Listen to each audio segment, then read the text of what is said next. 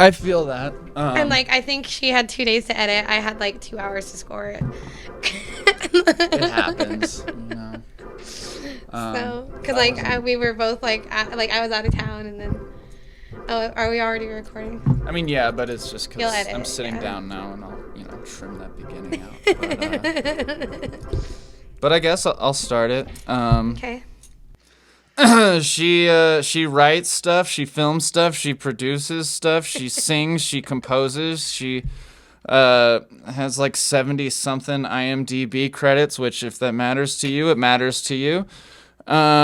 She's a Swiss Army human, jack of all trades, and a master of all of them too. Elizabeth Findley. Was that a good start? Yeah. This podcast is going to be me laughing for like a half hour. It's no different from the other co-hosts that we have. That's fair. At least it's quieter. How are you?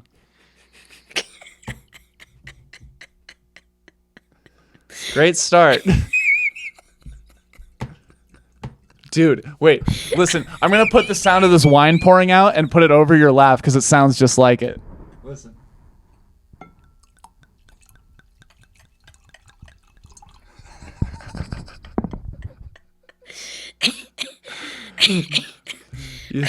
Your laugh sounds like you're pouring a liquid out of a bottle. I haven't even had a glass of wine yet, I promise. Oh, thanks for coming.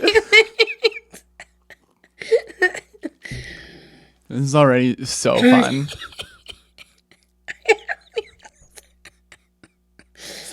I'm good.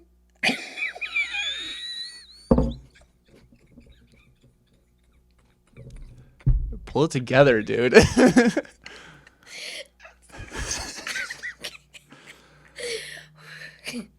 good. Can you imagine if I was a guest on an actual Don't say an actual podcast. I'll fucking kill you. No, I meant like on a big TV show or something. Oh. I just like. We'd probably be on take 2 by now. I didn't mean an actual podcast. You want like a real podcast? Fucking dick. Great start, Findley. Ooh, okay. I'm good. Who's your favorite filmmaker? You know when like you haven't said a word out loud all day? Yeah. And like I have a couple of those days. This I know it's hard to believe. This is my day right now. I haven't said a thing out loud. Until I showed up. Actually, no. I went to the store earlier and I sang some songs in my car, but that was mostly to me. So like I made noises with my mouth, but these are the first words I've been saying to people. Maybe when you stop, then you'll get some out too. This makes me laugh some more. Did I ever tell you when I was on the morning show? Because I used to produce the morning at KBY. And we brought in a comedian. I think it was Orny Adams. But yeah, so he was a guest on there. And we asked him this question. They said, so are you married? And the way he answered, no. I almost spit coffee out my nose, and he's like, you have to turn your mic on, people can't see, this is radio. And so he made me turn my mic up so people could hear me laughing. Was his no like a no? No, it was just like no. Yeah, I was like, how absurd a question is that? You think I'm married? It's surprising the people who meet that are married. I work at a company that's it's like a big pyramid scheme, which means basically all the employees are just frat bros, and it's surprising the ones I meet that are like, I'll meet someone who's like, yeah, dude, last night after work I went and blacked out down at the bar, whatever, and then also this morning I booked a vacation for me and my wife at Disneyland, and I'm like, what? Huh? Yep. You can do both? Apparently this comedian didn't think he could do both. He was like, I can't believe you even asked me that I'm married. Of course not. Like, no, that's the dumbest question in the world. Are you married? No. Come on. See, it's funny.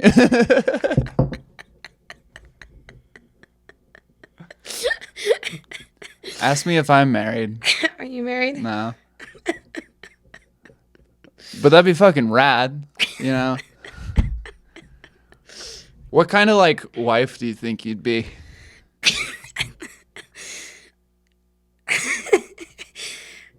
The kind of wife that makes her husband and kids participate in all my movie endeavors.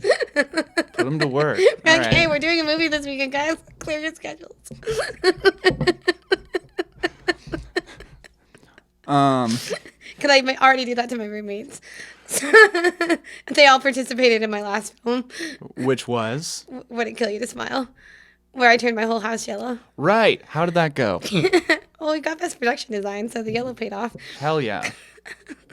But no, I mean, it went better than I thought it was. So I thought, yeah, I was happy with it.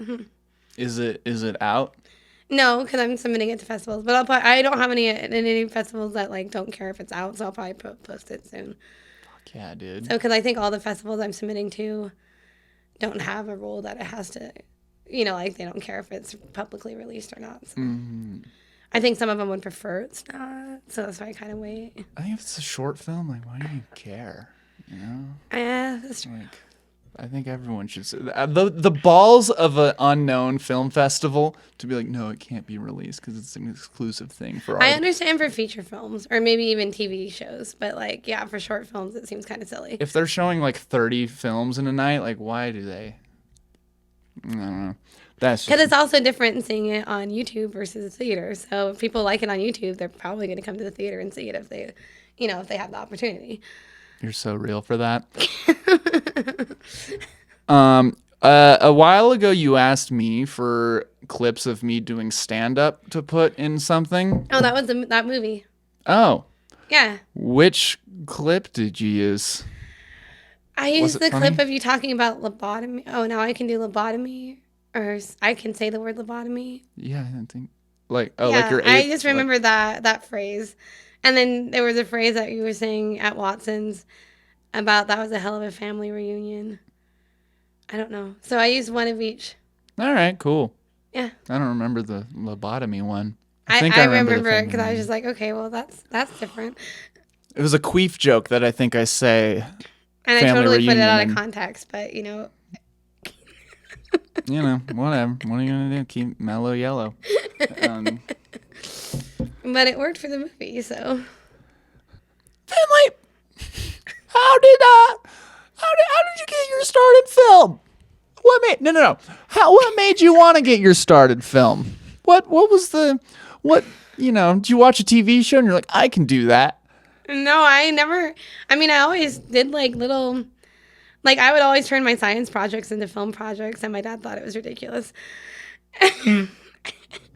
But we did this one thing where we were doing amoebas, and I rewrote an Avril Lavigne song. Which one? Complicated. Sick. To, like, something to do with amoebas. And then we also, like, we redid the Lord of the Rings, speech, like the One Ring to rule them all, except for the science. We rewrote it with the science stuff, and then we filmed us walking back and forth in our backyard, like we were doing the long track. Shit, yeah. And so we used to do stuff like that all the time.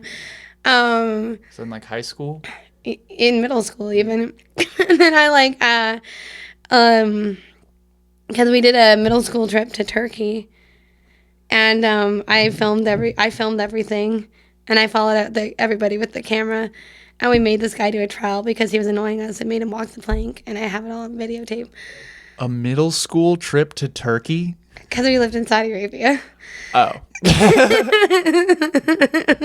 So we did field trips to Turkey. And probably wanted to get all the girls out of Saudi Arabia. That's probably... No. But yeah, so... You lived in... Why did you live... in Saudi Arabia, in a nice way of asking? My dad worked for the oil company. Okay. Chemical engineer. How was that for you? I liked it, honestly. Like, I mean, it was more of a culture shock coming back. Because, like, we got so used to everything because we moved there when we were younger. Because you could, like, so talk it's like, here and I have remember opinions. coming back and being, like, going to the gym. And I was like, wait, there's guys here.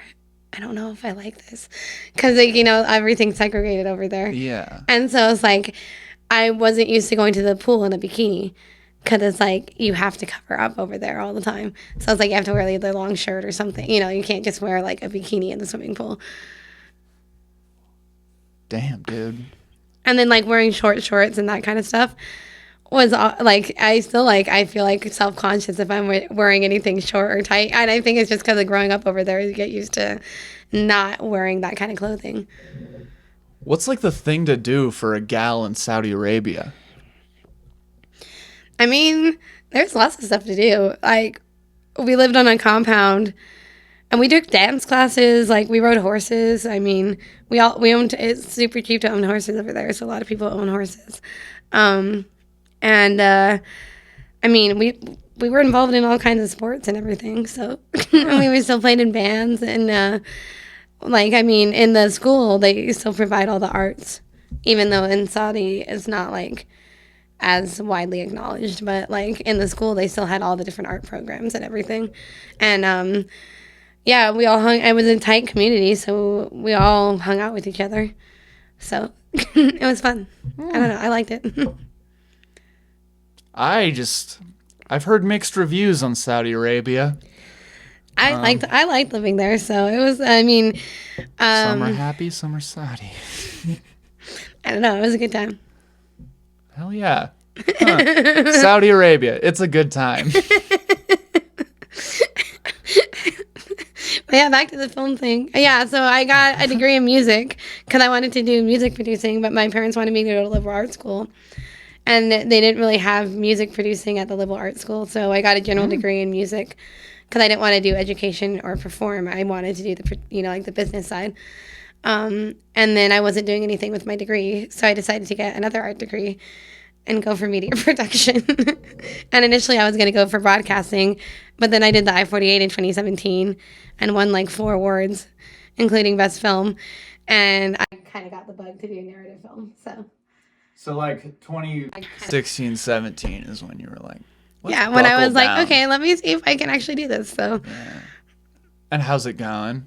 I mean, I had this moment, so I still would like to get on bigger sets, but wouldn't we all? And I'm trying to move out of the PA position, but I take what I can get. So coffee, bitch. Yeah. I'm like, I can do camera op or AC or like production design or Have you seen that movie Fool's Paradise with Charlie? Is this I don't think I've seen the dude from Always Sunny, where he like doesn't talk in it the whole time? No. Oh, there's just this one scene in it where he doesn't talk at all, but like some film dude just really digs his style or whatever, and he brings him onto this big movie and he becomes like a movie star without even trying, sort of thing, and he doesn't even like know what's going on. I feel like that happens a lot. It sure does. Where like someone just happens to fall into it, and they have the biggest success over like someone that's been working for forever. Like I feel like the people that fall into it are almost more successful. Yeah, definitely. But there's this scene in it where him and his like co-star in the show that they're filming, they're talking by the craft service table, and he's trying to tell him something, but every like 10 seconds he like can't get his point across because every 10 seconds like a PA will come by and be like, "Can I get you guys chairs?"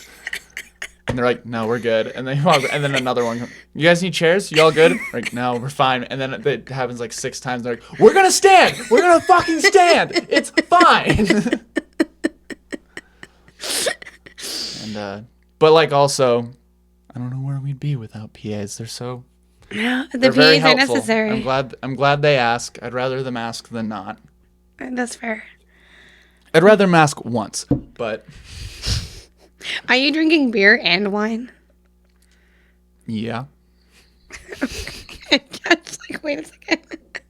Should I like? No. You just ruined the wine. I think I ruined the beer. If you could remake a movie, what would it be? Not like one of yours, like a. You're like what would you? Put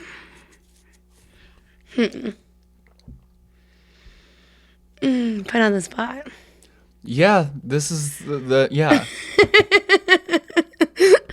I didn't send you any questions I was going to ask. No, he didn't. I didn't ask either, to be fair. I was just like, okay, I'll show up and see what we talk about. I don't know if you've seen the podcast or not, but I've seen some episodes. I saw the episode with like Victoria and Cheyenne. That one and, was like, so a few fun. Other ones. I know, and then she said, and Elizabeth will be here next week, and finally I am here. Like what? Like you were busy. 3 You were months working. later. It's all good. I remember that. Yeah, so I've seen clips of it here and there. What movie would I remake? I know there's movies that I've thought about. I know.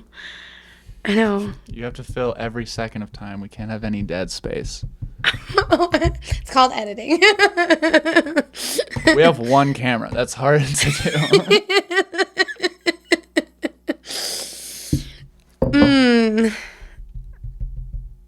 Okay, give me another question. We'll come back to that. Okay. If someone made a biopic about you, who do you want to play you? Ooh.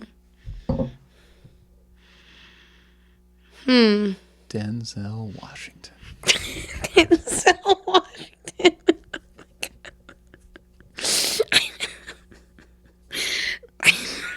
You give Equalizer vibes. I don't know.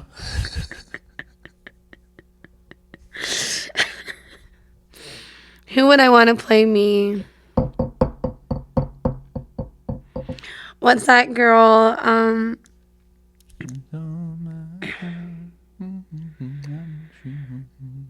That plays in the fat Amy character in Pitch Perfect.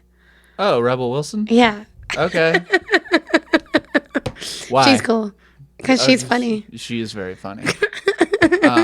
She was one of those people that, like, you know when you see an actor and you just only see them working and then you watch, like, an interview with them, like, a few years later and you're like, oh, they have an accent. Yeah, and you don't notice that because they take it. But she hasn't. But she does have an accent when she's working. Because, like, in Pitch Perfect, I felt like she had an accent. Yeah, I didn't watch Pitch Perfect for a long time. You didn't watch Pitch Perfect? I watched it eventually, but... But the reason I watched it is because I knew, like Adam Devine, Ben Platt, and all those people from, like, their other things. But whenever I would mention them to other people, they'd be like, oh, that's the guy from Pitch Perfect. And I'd be like, no, he's from Workaholics or Evan Hansen or whatever. And they're like, no, he's in Pitch Perfect. And then, okay, fine. Or like Anna Kendrick or something. Oh, like, yeah, no, she's from the last 5 years. Or like... That's fair. Yeah, because he was in... I forgot that he was in Evan Hansen. Same guy. Yeah, he was the Evan Hansen. He was the Evan. Yeah, he was the guy. Yeah. Okay. It's clicking. Yeah. Yeah. Rebel Wilson. That's fair. I feel like she could pull it off. All right. Now, what movie do you think you could remake?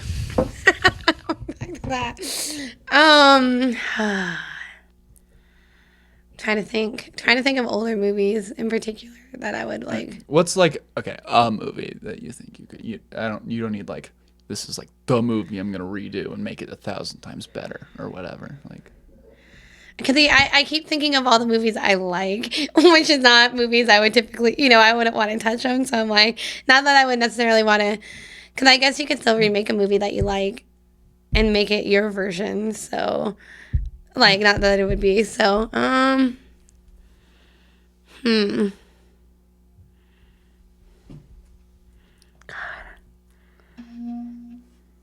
Who's going to play clarinet while I think about this?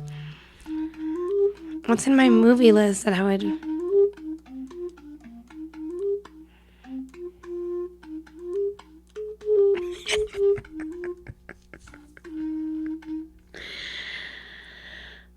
Oh my God, that's a hard question.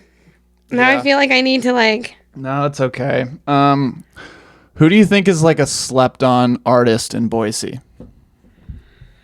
This is not a trap for you to say me. Because I already know. So like an artist in Boise that doesn't get enough recognition or like... Either that or just like... yeah. Someone who should be like on everybody's set.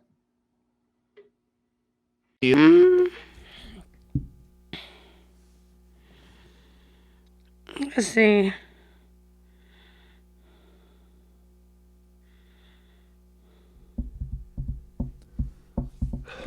I know. I'm just like, oh my God, you take way too long to answer questions. I do feel, I would almost say, I think I would probably say, Jim Potcher should probably get more acting roles than she does. Sick. So, because she has been getting a lot better, and like I feel like a lot of people don't give her enough credit for it. So, but I would say, yeah, she would be one of them. So, Shout out Jen Potcher. there you go. No, she's great. Mm-hmm. Okay. Now, what movie do you think? I'm gonna keep coming back to that. Okay, I'm gonna think of it. You know what? Here, I will. I don't know though. I feel like that's gonna be. All right. What world record do you think you could break? What world record do I think I could break? Yeah. Nothing is too obscure or weird. Any record. Any record. Most giggles per minute on a podcast. Honestly, I would say that. Yeah, most giggles per minute on a podcast. You're going to be in a pretty neck and neck with Samson, I feel like. With who? Samson. Oh, okay. Do you know Samson? No. Have you watched this podcast at all? Yes. I promise. So you know the other kid is usually with me? Oh yeah. Okay. See, I don't. But like, I watch it in the middles, and like, or like I watch like different clips, so it's like I don't always catch names or anything. So. No, that's fair. I think the middle towards the end of most of the episodes are generally going to be better. I'm getting ideas for movies. All right. Cause I feel like I have to like look at my movie list and be like, wait, what would I actually remake? I know I've thought about this before, and like now that I'm on the spot, I can't think of it. How about let me narrow it down a little to where it's not like okay, how about a movie that exists that you think if you could play a character better than. But I don't act. Act like you fucking do for the question. Okay, Twilight. And you would Kirsten. You'd be Edward. Okay. No, she's cool. But she has, yeah, I mean, everyone criticizes her for her lack of emotion. Although I feel like for the most part, it kind of fit the role. But I'm like. In the movie, she's like a high schooler. They don't have emotions, I thought. Or I guess they have the most emotions. So she's probably processing them all and doesn't know how to. They have all the emotions, but they don't know how to express them. I think she did a great job at that. Because all you do is go. Okay, and that was her whole character. I feel like Twilight's probably like one of the ones that I could redo and like maybe make not so. I don't know. I just feel like there's some cheesy moments in there that I kind of like, but also I feel like they could be better. Yeah, I feel like because I love Twilight. I love this fan. But I'm like that's one movie I feel like could be done better. Okay, because I feel like Kristen Stewart's like whole character is, you know, a little whiny, a little kind of I don't know. I mean, I have Edward Purcell on my wall, so. Where? Which wall? Like behind my bed. Yeah, dude. That's the one that you wake up and kiss every morning. Yeah, it's like. It's how I start my day. Give a little kiss to Edward. So would you remake Twilight too, or just remake the character? I think I would try and rewrite some of the plot, like, I don't know, some of the dialogue. Yeah. Give some to Kristen so that she can say something in it. So she doesn't just like, yeah. You sparkle. You're really. That would work on the dialogue. You run really fast. Apparently, you're like 1,000 years old, and it doesn't scare me. How do you feel about a vampire being like 1 billion years old and dating high schoolers? I don't know how I'd feel about it, but I mean, they're vampires, so they're still like your age. Yeah, but they have memories, right? They can probably remember. You know, the billion years of their life. Well, it's like weird, especially like in the Vampire Diaries when it's like I don't like, you know, like, and I don't know. They've been with their parents. Feel like I don't know. Some of it gets weird. So Yeah. It's a little fishy for sure. Like, thank God it's fantasy, I guess. Yeah. But I mean, I guess I can see why that would be alluring too. You know, like the mystery and like, I don't know, but they're like Alluring? your age, I guess. Sure, we'll call it alluring. Alluring for The girl, I guess, or whoever, the human. the underage girl. Because, like, that, I guess technically his body I'm is getting like... criticized right now, aren't I? Yeah. So, like, because, okay, physically, homie's body is the same body as he was 18, but his brain, and he can read minds. Yeah, right? that's a little... That's also fishy. Except for hers. Except for hers, right. Because she has, like, a superpower blocking mechanism. I've also seen all the Twilights. I never read the books. I met Jacob's aunt in Michigan. What? I went to karaoke with Jacob's aunt in Michigan. Jacob Lautner's aunt. Taylor. Wait. Jacob's the name of the guy in the thing. Who's his aunt? I forget her name. All right. Well, do better. Not you. Taylor Lautner's aunt.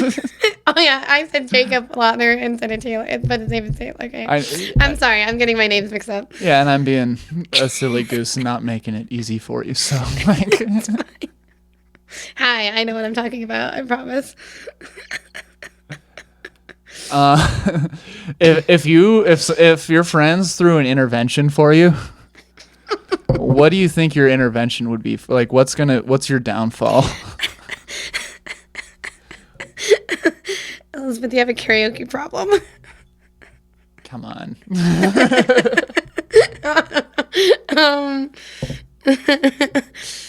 What's my downfall? Like, I mean, and it's pretty known in like Boise film. You're into like PCP and stuff, and so like, would it be that? Stop, Elizabeth. We need to talk about your meowing. Your what? My meowing. Meowing? I like to meow. Like a cat? Meow. Meow. So I've known you for a few years now, and granted, I guess we don't hang out a ton, but I've never heard you do that. Oh, I do it all the time. Is it like subtle, or do you I'll be like, meow. Like I do it as a hello. Huh. Or a goodbye. Meow. That's weird. It's a weird thing to me. That would be my intervention. Elizabeth, we need to talk about your meowing. Like, is it driving your family apart, or is it just like because it's annoying? It's just weird. Most people have accepted it at this point. Although a couple people at karaoke heard me meow for the first time the other day, even though they've known me for years, and they're like, wait, what? So if you could remake a movie...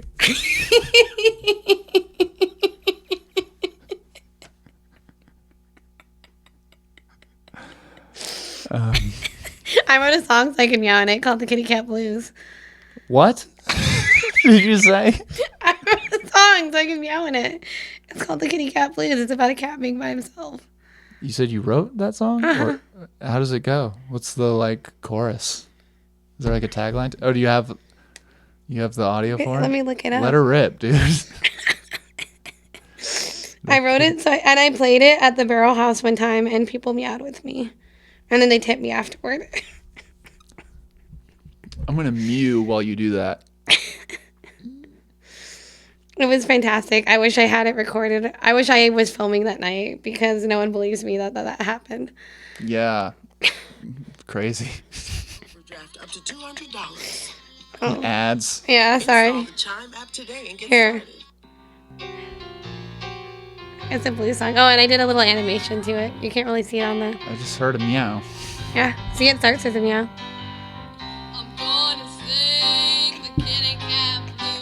We're out of the street, got no line, but the I kind of overdid it at karaoke last night, so I don't want to sing right now. That's you singing? Yeah. Do I have your permission to take this song when you play it, just so I can put the audio so it's cleaner? No, yeah, you can put it on there. Cool. I can send you the links. So. Yeah. But yeah, anyway, that's my song that I'm meowing. I wrote it so I could meow. What instruments do you play? Piano. I used to play guitar, and I play clarinet and band. But I don't keep up with clarinet and guitar, so piano's my main thing.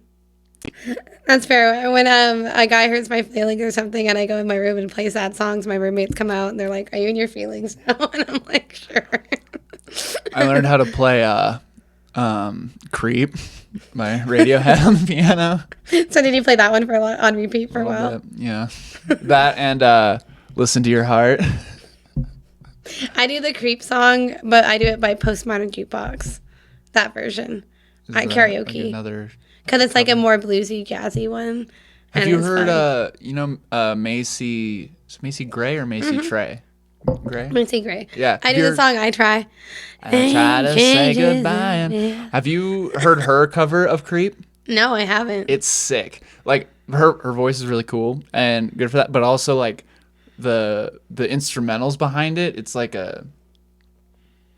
it's just like, it's like epic when you listen to it. Like, it sounds like... It's just epic. It's like a ballad. I don't know the right word for it, but it's like it sounds like a whole orchestra or something playing behind her, and it's really cool. And her voice is just that, like, people that can, like, sing well with a raspy voice. Except she purposely damaged her voice. Just smoked a bunch or something? Or? I think she just, like, it was the way she purposely took, like, really strong alcohol to, like, kind of burn her vocal cords so that she had that rasp. So she does not sing healthy. Damn, dude. Actually, I've heard a few people. Who is it? Van Halen, I think, that does that, or has had a history of that too. But yeah, she like purposely did that to make her voice sound like that. So yeah, it's not a healthy rasp. Yeah, okay. Because like I've had a vocal teacher tell me, don't try and sound like her if you sing her songs. I'm a creep. But she sounds dope. Like, did you tell your vocal instructor that? I mean, everybody knows she sounds dope, but it's like if you want to sing healthy and not ruin your voice. Well, also, every artist forever has, like, they're not healthy. Oh, that's like, fair. I mean, yeah, artists don't really live the healthiest lifestyles. I think the health is, like, the least of their concerns, you know? It's all about the art. Yeah.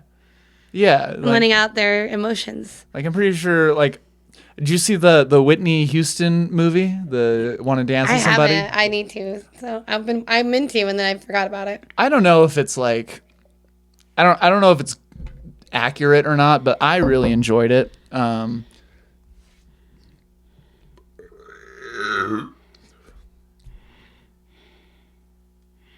Okay, but yeah, Whitney Houston, amazing voice.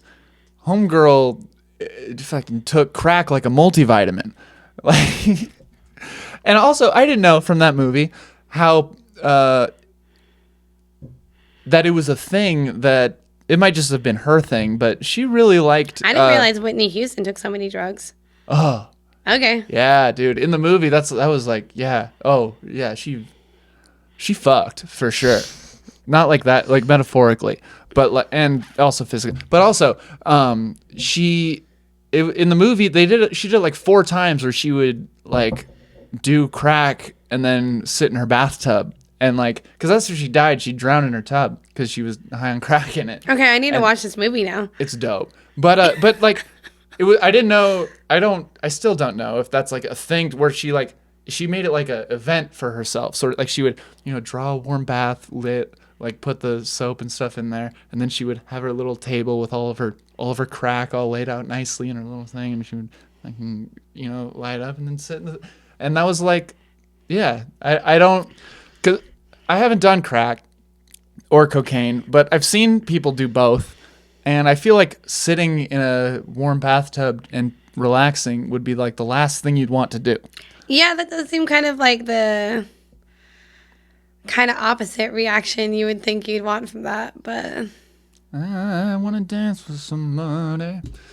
But yeah. Hey, maybe that's how she got her muse. Maybe.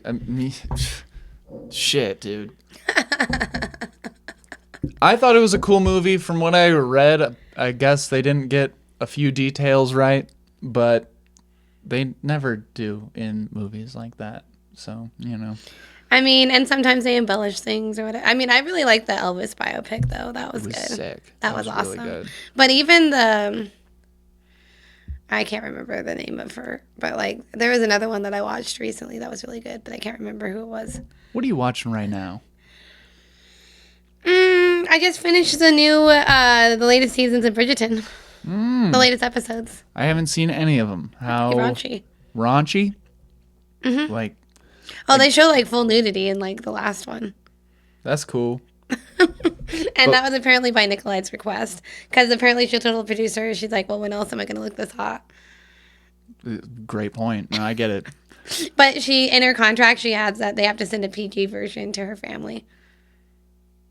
So that her family doesn't have to watch nudity.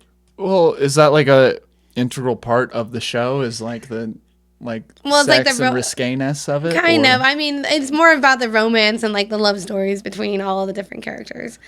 But I mean, the raunchiness is like part of like them, like, because they're in this high society culture where it's like they don't get exposed a lot to that, until they're in a relationship, and then all of a sudden they're like, oh, this happens.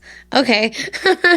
and then all of a sudden it's like, it's all about the passion and like the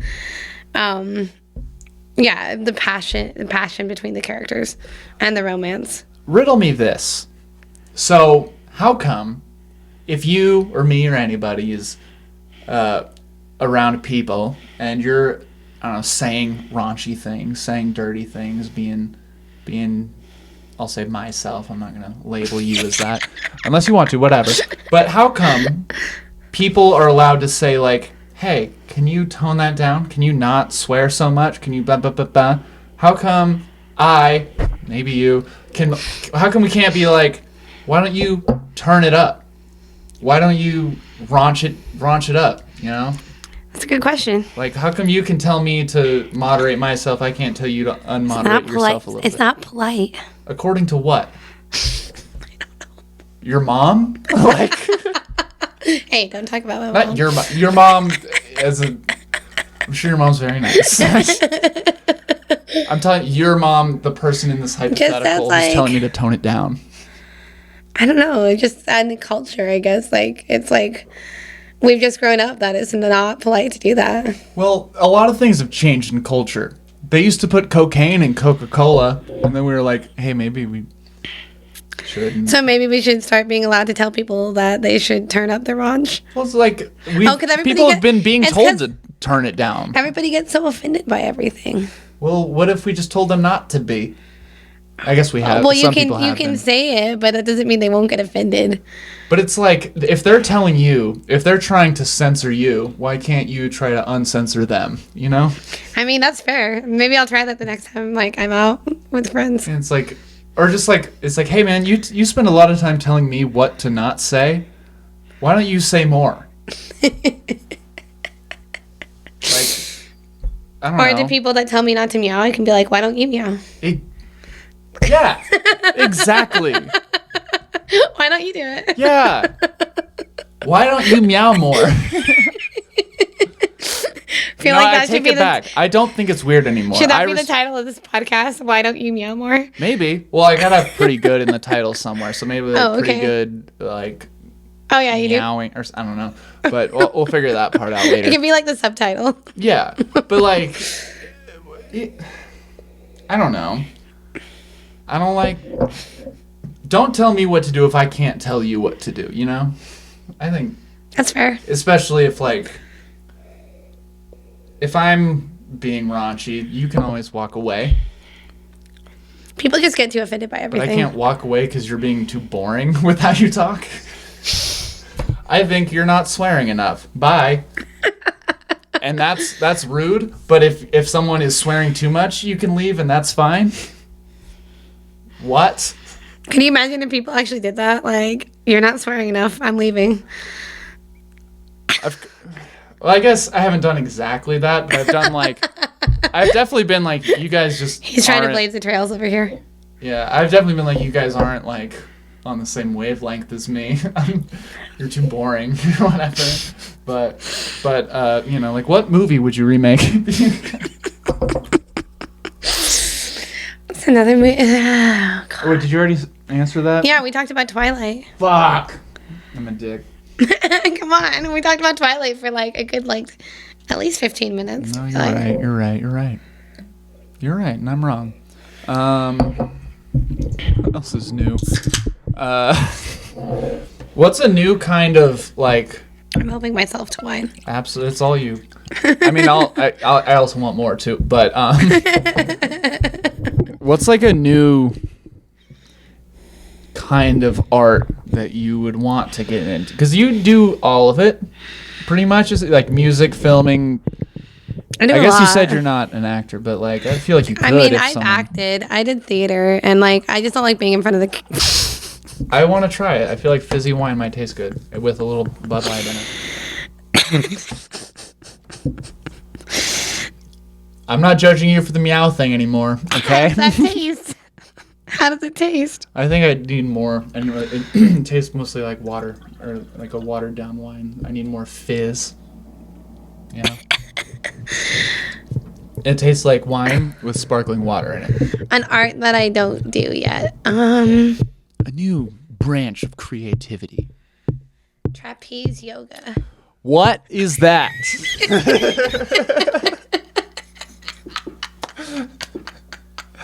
Because I want to do it now. It's like when you do yoga, when you're hanging on like on the. I feel like if you're trapezing, you're kind of involuntarily doing yoga.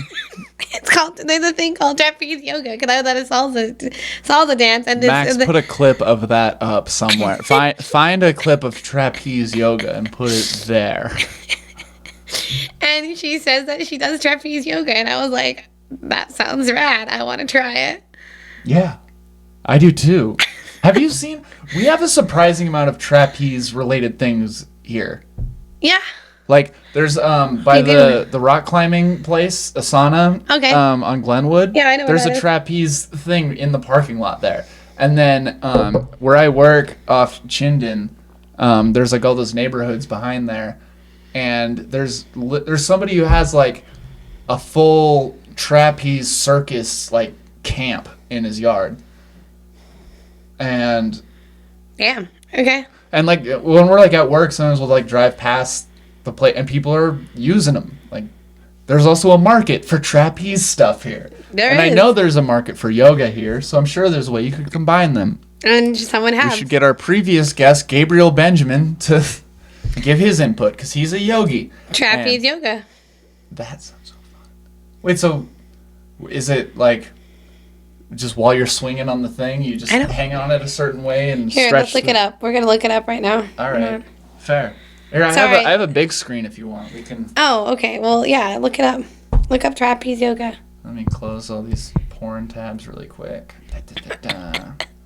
Ooh.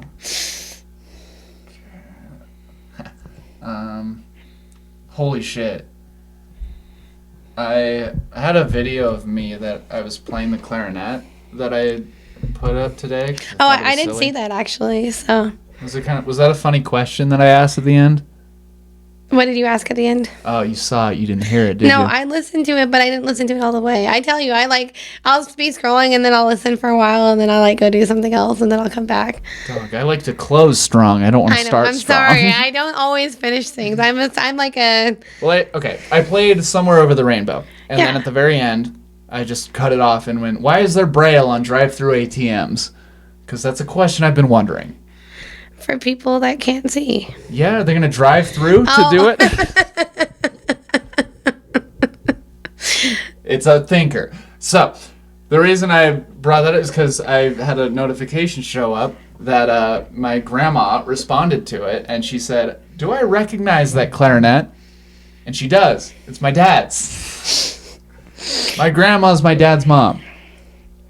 Duh. Trapeze yoga. I have a wedding clarinet still somewhere. A what clarinet? A wedding clarinet. A wedding clarinet? See, wooden clarinet. See, look. You do yoga hanging in the trapeze things. Oh, so the way they hang, it stretches your... Yeah. Okay, hell yeah.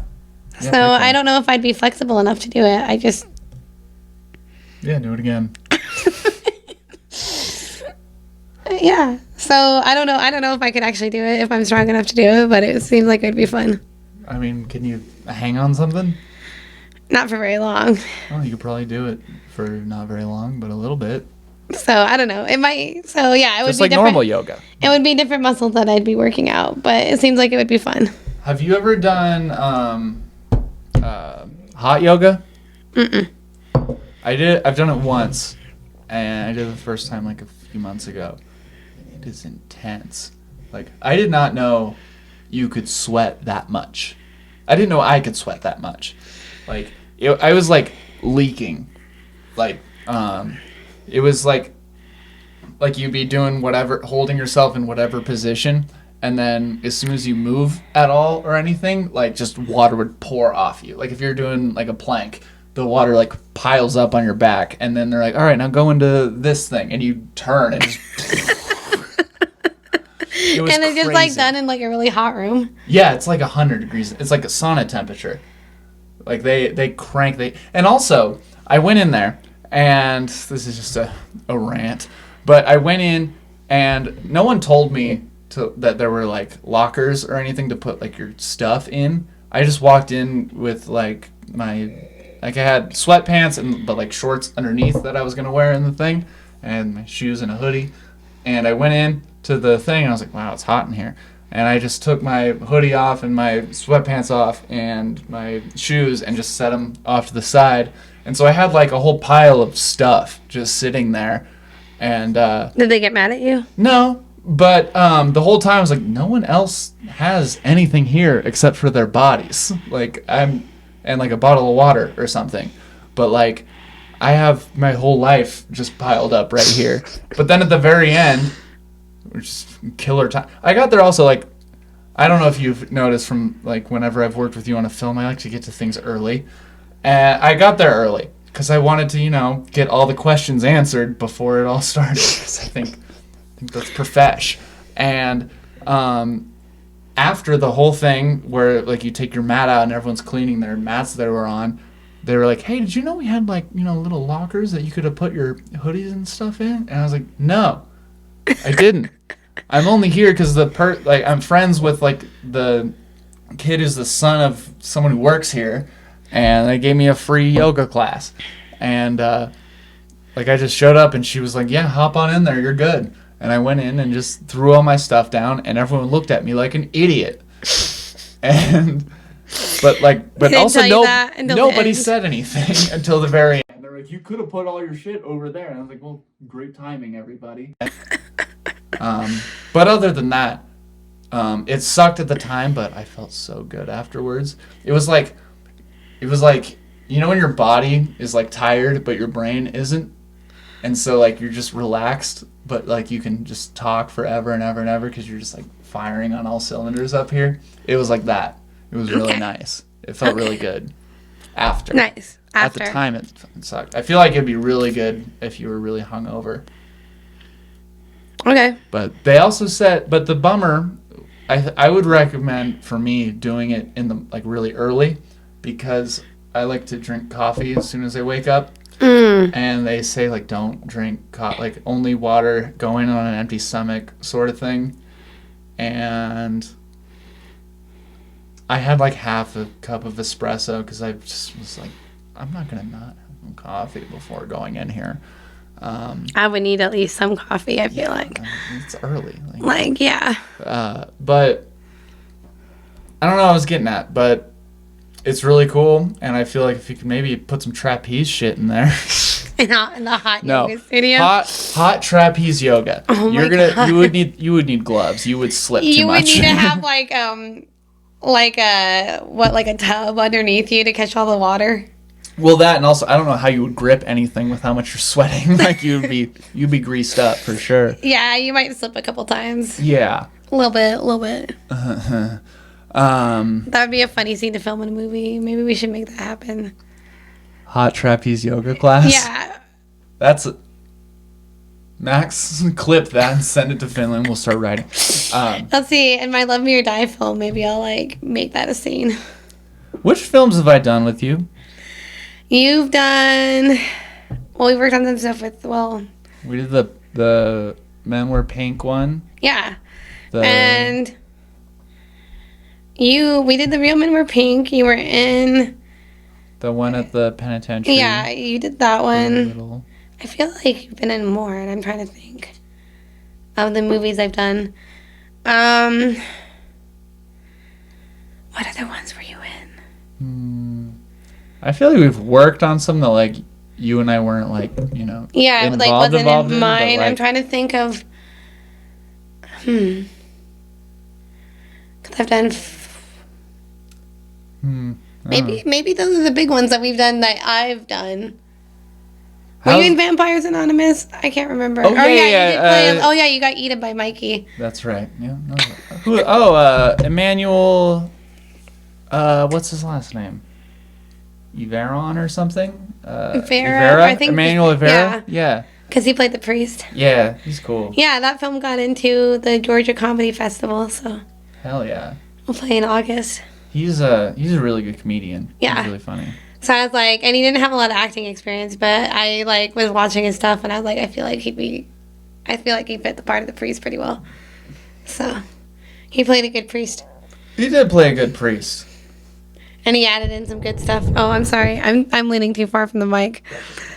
I know. I'm being a bad guest. I'll fix it a little. I'll fix it in post, you know.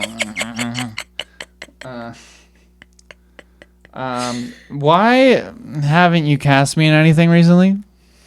Bitch. That's a good question. I should cast you in more stuff. I don't know.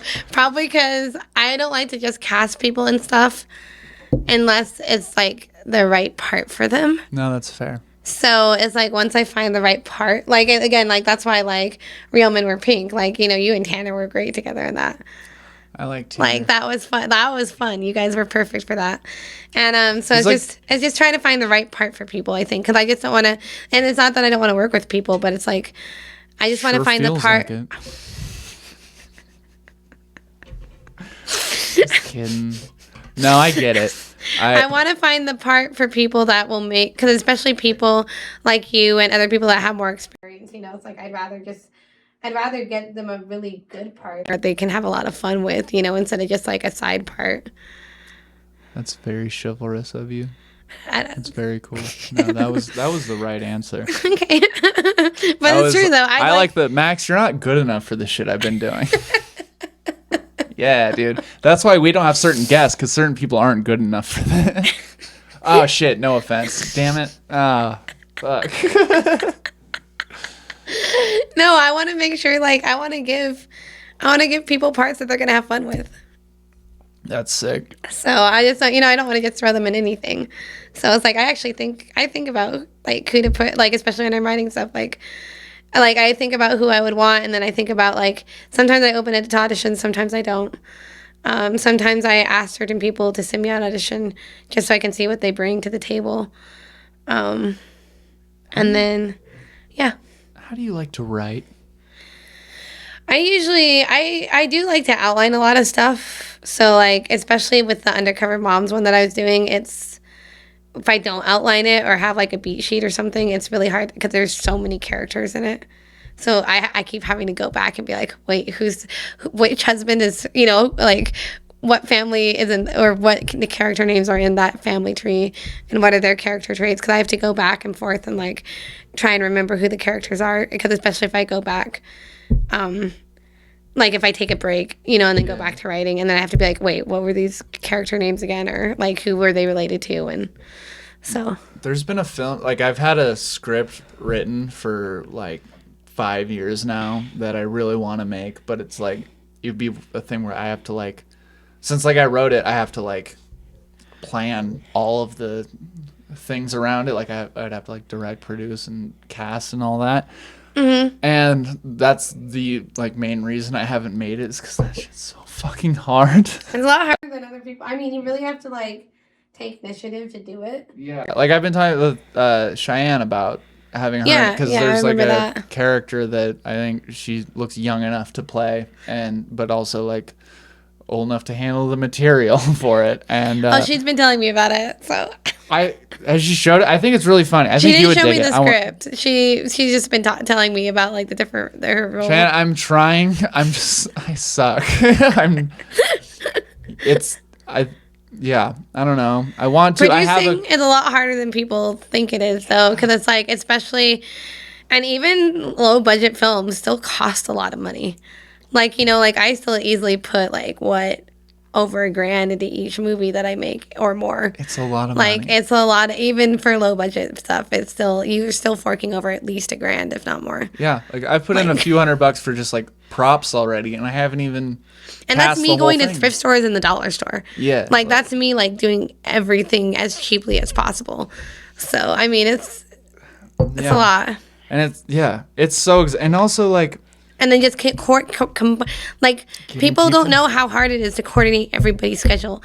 And then they, like, especially when people are, like, making, certain demands. And it's like, I'm trying, but I have to fit it in with, like, 10 other people. So it's like, it's hard. And then when you get actors, they're like, well, clearly, like, I'm the main fucking attraction of, like, and today. Then it also depends on the crew, too, because it's like, I want to have the most consistent crew possible. Because if you have too many people on, coming in, like, if you have 5 different camera operators, it's not going to look consistent. Mm-hmm. So it's like, it's nice if you could just keep the same DP the whole time and maybe have a camera operator that helps him so that if he can't come one day, but like that's there with him so they know what kind of shots he's getting. Yeah. Because it's like, you want it to look as consistent and clean as possible and not be choppy. Because that's also the problem with audio, because nobody wants to do audio for free.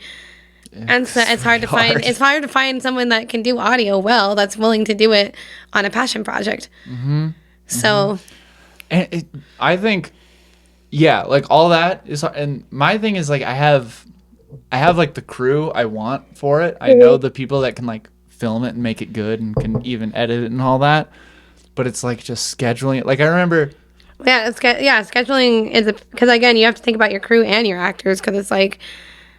Yeah. It's not just one or the other. Like, you're thinking about all of it and, like, when you can actually use the locations. Yeah, and, like, I think I thought that I could do it easier because I had helped direct, like, a musical a while ago. Mm-hmm. And, like, that was a whole other beast. Just, like, getting 10 people to show up a few times a week just to rehearse. And then just showing up multiple times around everyone's schedule, and then doing fucking 2 shows or whatever we had the rights for, and like that was just the biggest nightmare and logistical conundrum and all that, and like it sucked. But in my head, I was like, I could do this for a day for like a short film. I can get 10 people together for a day. Even I fucking can't. Like, no, it's harder than people think it is. So, like, that's why it's like when sometimes like directors or producers are short with people. They're not like sometimes they just have a lot of stuff going on because it's like they don't mean to be, but they're trying to juggle a ton of people, just a ton of moving parts. Yeah, like. And it's like that's why you don't talk to directors on set. And come up and like that's why you talk to the AD. Mm-hmm. You don't talk to the director. You don't talk to the producer because you talk to their assistants because like they're doing stuff constantly.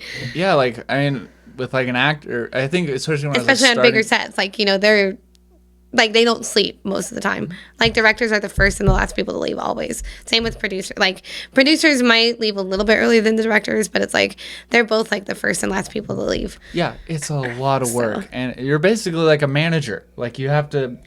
There's 50 people under you that you got to keep track of, and then when like an actor who has one line comes up to you, he's like, "Is it okay if I blew it?" And you're like, "I don't give a fuck, dude." Like, just come on. Well, sometimes I like it when actors like give their own opinion, or it depends on the actor though too, because it's like if an actor is like good enough to like improvise or do that, then I'm like, yeah, go for it. And sometimes I don't mind them doing one take like that, but then I'll be like, okay, actually, I want you to do it more. I'll see what they do, and then I'll be like, actually, let's try it this way. Yeah, and then I guess going to the other side, being like the actor who likes to improvise and stuff, is then it gets really hard because like when you're like, can I like go off script a little bit? Most of the time, like directors like, no. But sometimes they're like, we'll do 2 takes of you saying, and it's like, no, dude, like to really improvise a scene, I need like some time. We need to film this scene like 50 times. But with like you usually don't have that much time to do that. Yeah, exactly, and it's. Well, actually, passion projects, you have more time to do that kind of stuff than budget. Because usually the ones that have money are, like, really strict on time. I guess most of those ones I'm thinking of are like the age 48 or whatever, and also we're at that's like a fair. restaurant or They- something where it's like you got to be out by 6 or something. Yeah, and that's fair. Yeah, and those ones you can't because it's like, especially if someone's letting you use their location for free and they're like, they have to have it open by a certain time. Because like when we used the Overland Bar for vampires, we had to be out by like noon or 1. It was like noon or 1 or something like that. But they were really, I think they let us stay a little bit longer because they were like to try and get everything done, which was nice. But yeah, you usually got to be respectful of those businesses so that they let you come back. Unfortunately. But I mean, like, I let Thomas improvise lines on Would It Kill You to Smile, and he did a better job than what I wrote. And I loved what he did, and it's like, but I know he can do it like quickly, and like I've worked with him enough that I'm like, okay, I know you're gonna do a good job, so I'm just like, I'll let you do your thing. Yeah. So There's the people that like want to improvise because they've like read the script and they like get the story through and through, and they're like, I can add this little thing to help it move along or like improve this scene. But then there's the people that are like, that's kind of, I mean, it's kind of where I shoot myself in the foot, where it's like it's just hard with continuity too. It's Yeah. like if you improvise, and it's like depending on how long of a bit it is or how long of a scene it is, like it makes it really hard for the editor sometimes. Yeah, and that's the thing I've been trying to work on is like, because I try to do a good amount of both comedy, acting, and just comedy. And it's like if I'm on a set for like a scene, or like there's a whole film, but I'm only there for that one thing, like I'm thinking of everything I could do to make that one scene hilarious or whatever. But like a lot of times, like if it was just that scene, I can make it really funny or whatever, but like it doesn't help the whole story of the whole thing. So like, Yeah, that makes you need sense. to know what parts you can what jokes will like. There's jokes that are going to be funny in that moment, but in the whole grand scheme of the whole story, it's just going to kind of take people out of it.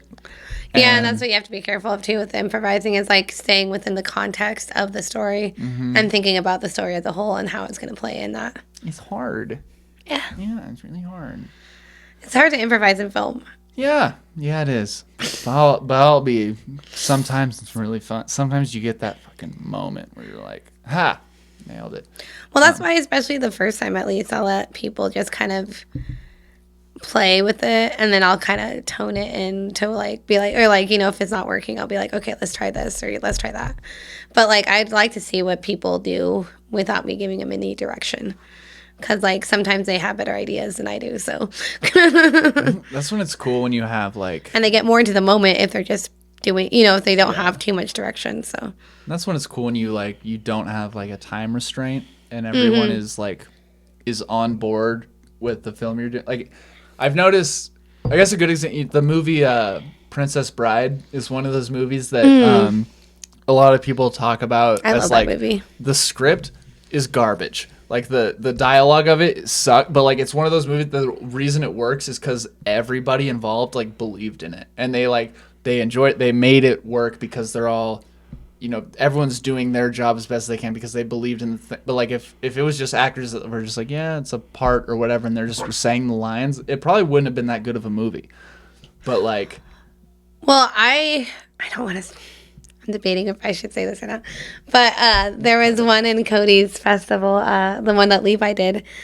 I thought you and Lauren did a really good job in acting in that. I thought I did shit in that. No, Lauren did very well at winning Best Actress. But She like, deserved it. I thought you guys really like I don't know, like the editing, like your acting, like really brought the script to life. Because like reading the script by itself, I didn't think it was going to turn out like that. Because he had sent me the script, and I was like looking over it. I was like, oh, it's okay, it's good. But it's like the way it all played out, like again, like that's another one where it's like I think everybody just got really into it. And it like became like way better than I thought it was. Like I was like, wow, that's really good. There was there was like a flashback scene in that I was pumped on for me for that film, but I think Lauren stole the show with that one. I don't know. I She thought did a you very all good did job. good. Like Thomas, like you Thomas guys did are all really good. well, too. Yeah. But like I just thought everybody brought their A game on that, because again, like just reading the script by itself, I was kind of like, it's okay, But it's like when the final product came out, it was one of my favorite films of the festival. So What's Lauren up to? I haven't heard from her in a while. I haven't heard from her either because she used to post a lot more. So I don't know. Okay. Fair enough. Lauren, tell us what you've been up to. Have you done any like Shakespeare things at all ever? Well, I first of all love Shakespeare. I grew up watching, like, we'd all go to Shakespeare in the Park when we were younger. Yeah. So that was like our big thing. And like, I love the Shakespeare Much Ado About Nothing. It's awesome. I feel, I'm basically just trying to. I don't think I've done any like. Has anyone ever made a joke about you being like Elizabethan or like No. what? All right, But I do like old timey movie. I mean, I wrote a period piece, like, but it's a Edgar Allan Poe. It's based on, it's an adaptation of The Raven, but it's a feature film called Lenore. I'm sure there's a right time of the month where that'll apply.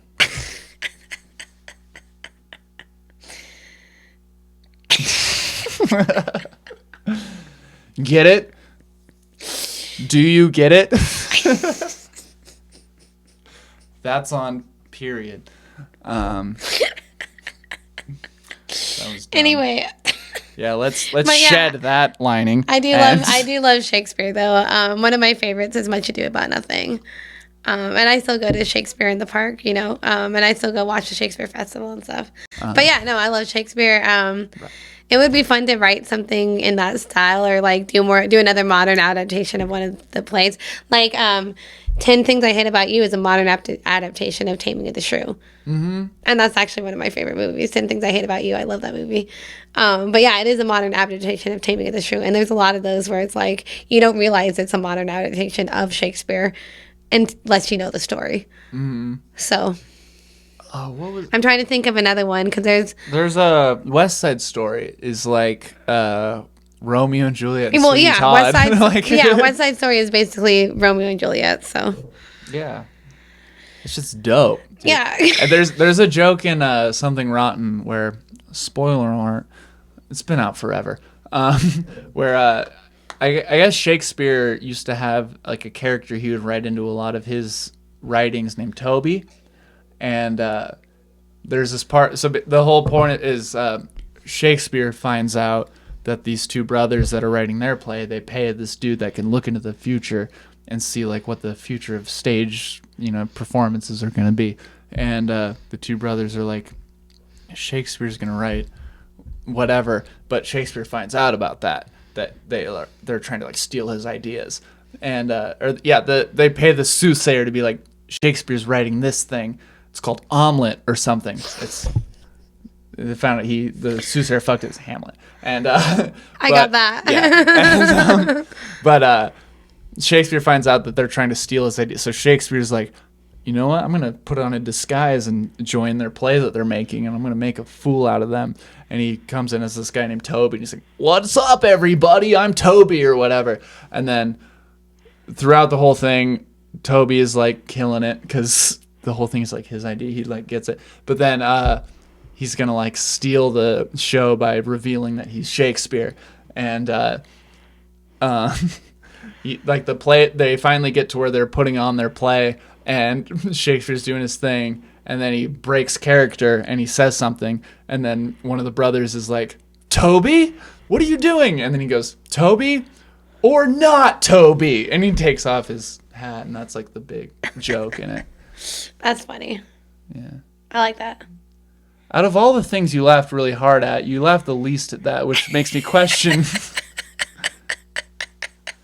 It was a to be or not to be play on words. I thought it was funny. All right. I laugh at really stupid shit, and then I don't laugh at actually funny shit. Damn. Maybe you do know Samson. Come on, the stuff I laugh at is not funny most of the time.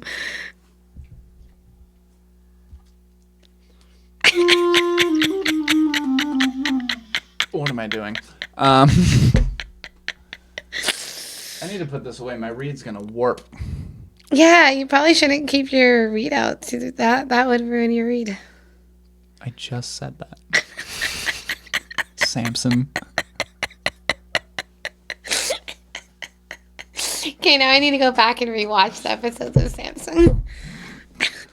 Well, there's a lot of them. No, I'm just kidding. Family. What's next for you? What's on the horizon? Me? Yeah. I don't know. How about this?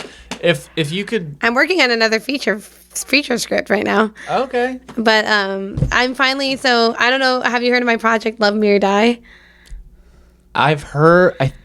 I'm not gonna say 100% yes, but I feel like Okay, because I had a short and we were going to produce it. That kind of fell through. But now I've decided I'm going to write a feature version of it and then rewrite the short based on the feature so I can do the short, like as a proof of concept for the feature. But I want to write the feature first. But it's about toxic female relationships. like And girls girl on girl, or like girls can also be toxic? just like toxic female friendships, really. Feel that. Can I be in it? Do you want to be in it? Maybe. Do you want to be like the honorary sorority girl But it's basically about these girls that just become like unhealthily obsessed with each other. Oh. And like one of like them platonic toxic girl friendships. platonic toxic girl friendships. Now I get it. Yeah. All right, if you And want me in it, so- whatever, but I'm not as And then one of them becomes like especially obsessed with like her little in the sorority or whatever, and like wants to be exactly like her. Ends up killing her boyfriend. And then they come back and reunite like 10 years later, and then like all this stuff happens and they find out, and and then and morality flips, and like when is the breaking point of especially this one girl from having too much abuse from these other girls. Damn, dude. You put the whore in sorority. Yep. And the sore. And it starts with her throwing somebody off the building. And the tea, now that I think about it. Speaking of. So I should have said puts the tea in sorority. you should have like hit this bottle once you opened it. I should have what? Hit the bottle once you opened it. I thought we were gonna drink the bottle. Why would I hide it? That's true. That's fair. Like, is your mom watching? Is she not aware Probably that not. you're over 21? Hi, Mom. Findley's if you saw this, hell yeah. I'm glad this has a reach to Elizabeth. My Findley's parents mom. might watch this if I share it. I don't think you've been that bad on it. If anything, they'll be like, who's that dumb fuck that you're talking to? Like, I get it. He's pretty cute. But, like, other than that, what does he have going for him? He's tall. But you can't tell that from watching this. Maybe if I stuck my arms out, you'd be like, whoa, dude, that's some al dente spaghetti. Okay, like put your arm next to my arm, then you'll be like. I'm not looking at you, but if I'm looking at the camera, and I don't know if I'm going to punch you in the face. Okay, I'm behind you. Cool. See, I got arms. I go up to his, like, elbow. Oh, wait. Height? Is that what you're trying to measure? No, I was just saying my arm compared to your arm. Oh, yeah. Because, like, I go up to, like, your elbow. Yeah. I'm lanky for sure. Anyways. But yeah, so I'm trying to get the Love Me or Die feature script done so that I can write a short script based on that. And then actually, like, film it, because that would be nice. I've been wanting to film it for a while, so I want to actually, like, make it happen. But I want to do the short and then send it to festivals and then try and get money for the feature. What's the coolest festival you've been in? Can I hit your sunglasses? You can hit my sunglasses. Thank you. Coolest festival I've been in. Yeah, any like Sundance or Cannes? No, I or haven't been in any. Is it Cannes or Well, Cannes? I mean, I guess Amanda did take my trailer for Would It Kill You to Smile for the Idaho showcase, because they get a spot in Cannes to do like the Idaho films in France. Mm-hmm. So yeah, my trailer played in that, so that was fun. I'm trying to think of what is the coolest festival I was in. I don't know. The one in Vegas was pretty fun. We went. It was called the Vegas Monthly Awards, and like I got nominated for one of the yearly for Best Woman Filmmaker of 2019 or something. And so they actually put on a pretty cool festival, and that was a good time. I feel that was really fun.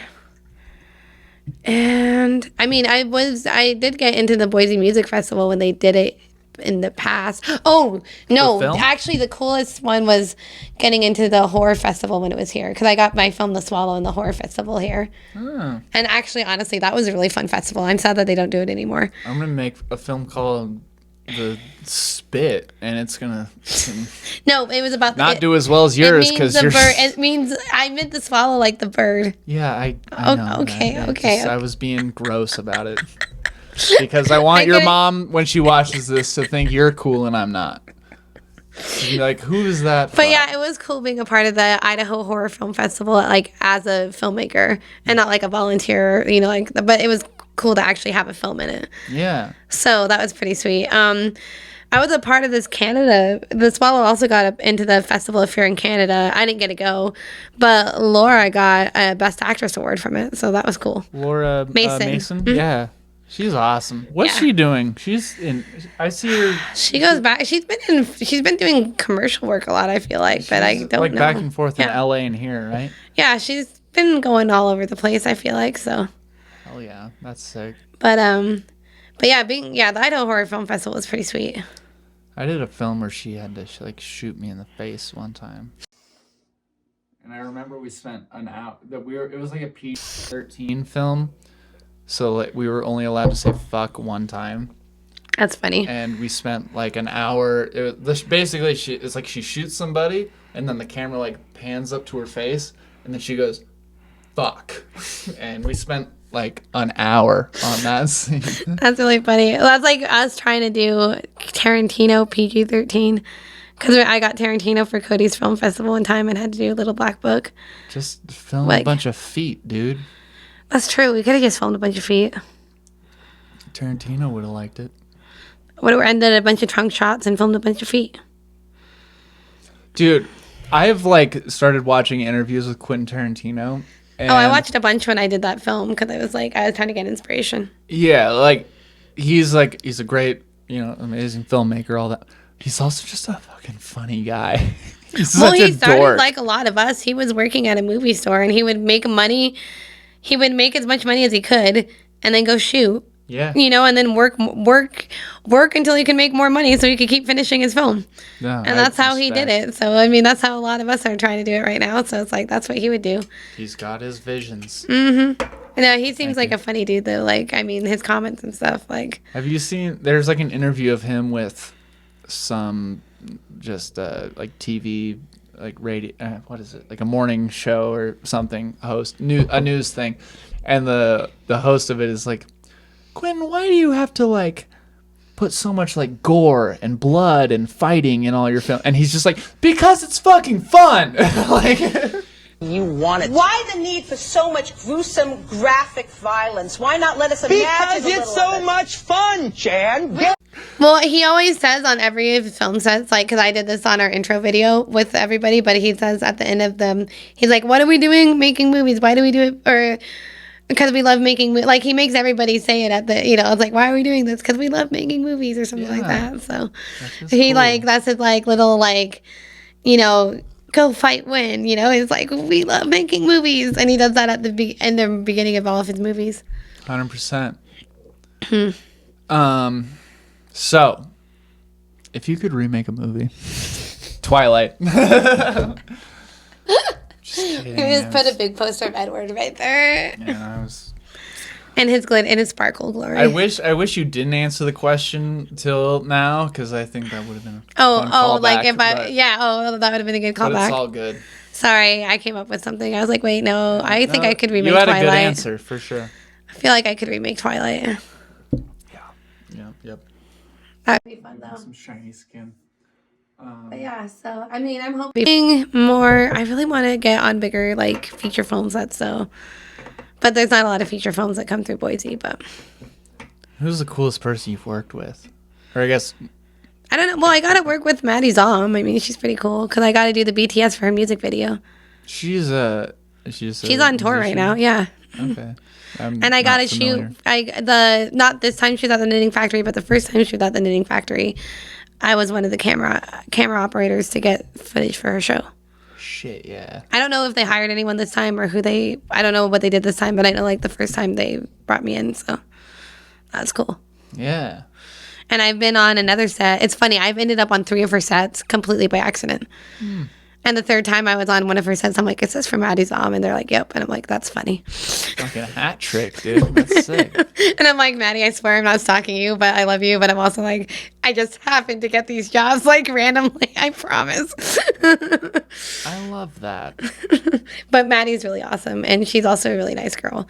So, and every time she sees me, she comes up and gives me a hug. So she like remembers me, and her mom always gives me a hug when she sees me. So they're really nice people.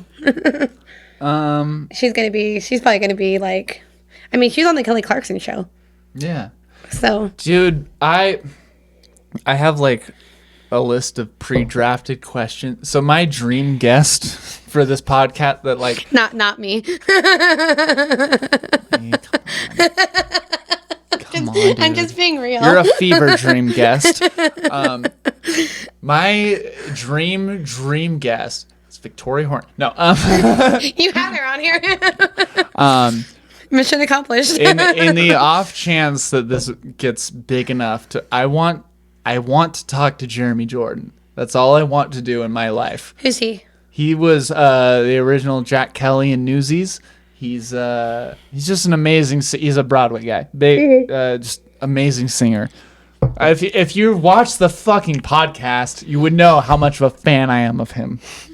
I watched bits and pieces of it. I just don't watch the whole episode. I mention Jeremy Jordan a lot because he's at the very top of my not gay but I would list, and he's so talented. He's so good. I'm not gay, but I would list. I like that. Thanks.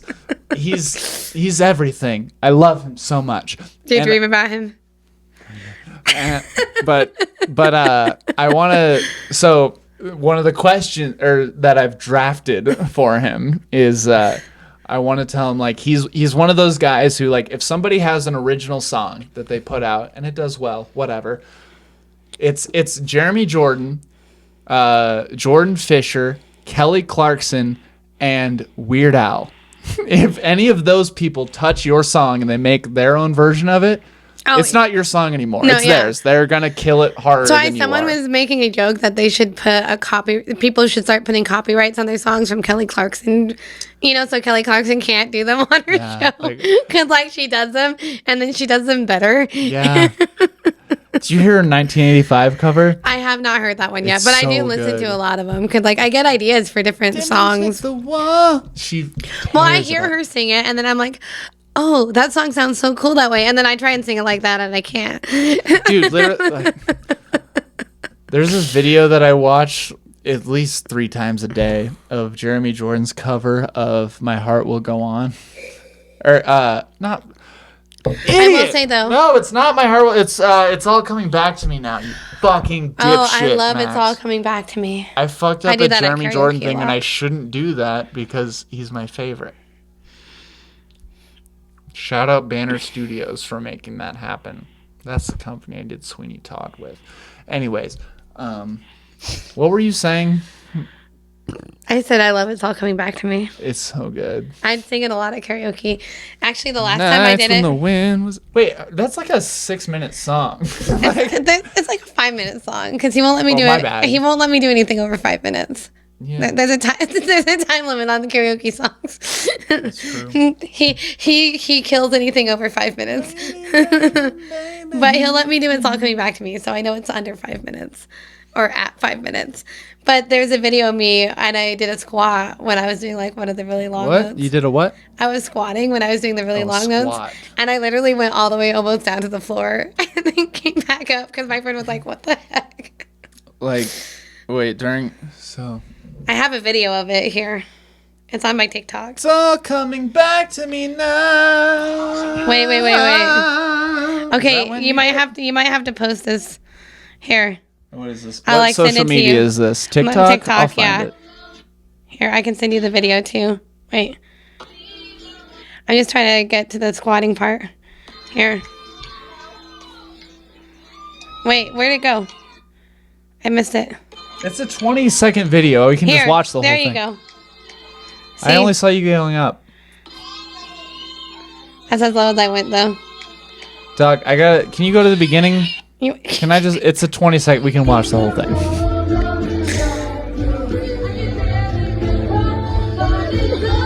There you go.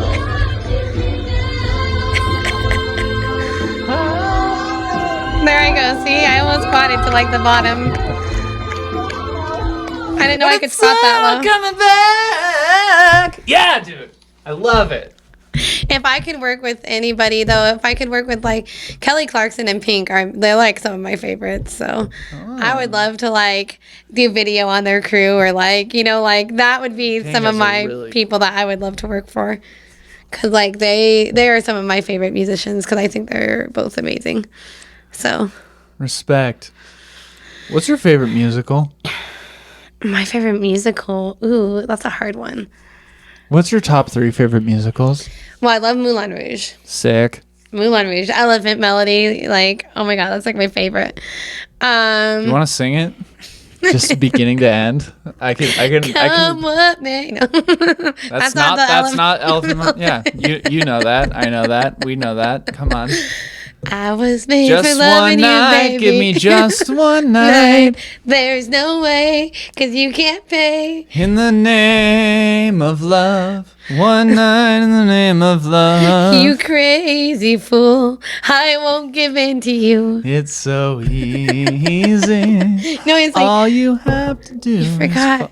Don't. I'm doing the leave me Broadway this way. version. I'm doing the movie version. Okay. Oh, okay. Well, I start guess over. the The Broadway- Ewan McGregor version. Okay, fine. Let me think about it. All you need is love. Please stop saying that. All you need is love. Just one night. Give me just one night. There's no way, cause you can't pay. In the name of love. One night in the name of love. You crazy fool, I won't give in to you. Don't leave me this Don't way. leave me this way. I can't survive without your sweet love. Oh, baby, don't leave me this way. I don't remember what comes next. I should know it. I haven't watched it in a minute. Fall in love. Anyway, I also like probably. Right. I feel like Rent would be like in the top 3. Rent. I like Rent. I love. I do Rent, Out too. Tonight at karaoke sometimes. Out Tonight, meow. You can meow in that song too. I'm all proud. Be my night out. Hell yeah. Dude. Meow. I want to sing. I want to sing that at karaoke just because I think it's fun hearing guys sing it, and also I want to learn to sing "Die Young" by Kesha at karaoke. All right. See, I love doing "Take Me or Leave Me" at karaoke too, but not very many people know that. Who I was meant to be. No one knows how to do it. I do it with Tori sometimes. I do. I do it with Victoria. When- okay, well then if you come to karaoke. When we're done, can we just sing some songs? We can. I was gonna go to Jim's Alibi tonight. Oh, that's fair. All right. You can come to Jim's Alibi. I was gonna. What time? I want to go to it's the at open 9. mic tonight. When's the open mic? 11. So it's Well, pretty you late. could come to Jim's Alibi first. You're right. I can. And then go to the open mic. All right, dude. Don't yell at me. Okay, I will. I think we were gonna busk tonight. I was supposed to, except I don't have my keyboard with me because I came a here keyboard. straight from work. Oh, Wanna should we borrow go busk? Hey, you don't- can play your clarinet. That I can do because I'm Oh not my God, confident in my okay. singing, but we I can play might have to clarinet. lay over some video of us trying to bust tonight. That Yeah, might be and fun. I need sheet music. That's fine. Do you have it? No, you can you can't improvise. I'm not. I can play like pretty much whatever on the clarinet if I'm like looking at the notes, but I'm not gonna lie, I'm not the best at riffing musically. That's fair. It's not. It's hard. Yeah. We could go do this and then go to Jim's and then we could go to the open mic. You Or want you to come could go watch to me open talk mic. about my dick on stage? If you watch me, there's a chance you'd be like, I'm not hiring this kid for. Oh No, my God. I'm just kidding. I think my material's A1. No, see, if I ever film Undercover Moms, you should probably play one of the husbands or something. So, it's Undercover Moms. These moms go undercover to do a karaoke competition, and they go into disguise because they don't want their families to know that they're doing it. Aw. So they have fake What IDs. shitty families do they have? It's just because they all have like high pressure jobs, and they're like, You know, like they look down on karaoke as like, I don't know, not something they do, you know? So it's like they don't want to get ridiculed at their jobs or by their family, so they go undercover. Dude, fuck their jobs. But I mean, that's But cool. then at the end, everybody comes together. It's No, like, that's cool. So it's like a little, but like they just want to relive their glory days, you know? Don't we all? And do a karaoke competition. What's your go-to karaoke song? God, everyone keeps asking me that. I don't know. Fucking never mind. I don't want to know anymore. I I only want to ask you Okay, cool no, questions. I do. It Hurts So Bad by Susan Tedeschi. All right, cool. Here's a question I don't think anyone's asked you. Fuck, marry, kill. Whoopi Goldberg, Oprah Winfrey, and me. No, don't answer that. How about answer the why is there Braille on drive-through ATMs question? What question is that?